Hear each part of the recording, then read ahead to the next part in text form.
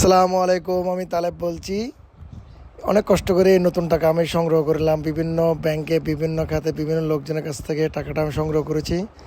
দয়া করে কেউ আমার কাছে কোনো ধরনের টাকা ধার চাবেন না, আর নতুন টাকা দেওয়ার কোনো প্রশ্নই আসে না। এগুলো জাস্ট আমি আমার কিছু আমার নতুন টাকার পেছনে আমার অনেক লোভ। নতুন টাকা আমি দেখলে সহ্য করতে পারি না, আমি সংরক্ষণ করে রাখি। প্রতি বছর নেই আমি মানুষদেরকে বকশিস দিই, ছোটো বাচ্চাদেরকে। তো যারা আমার বাসায় আসবে তাদেরকে অবশ্যই অবশ্যই বকশিস দেবো। আর বিশেষ করে আমার বন্ধু জালাউদ্দিন, আজিজ, হারুন, নুরুদ্দিন, নুরু, বন্ধু আজিজ, বখতিয়ার, রাকিব, তাদেরকে বলছি আমার কাছ থেকে কোনো ধরনের টাকা চাইবে না।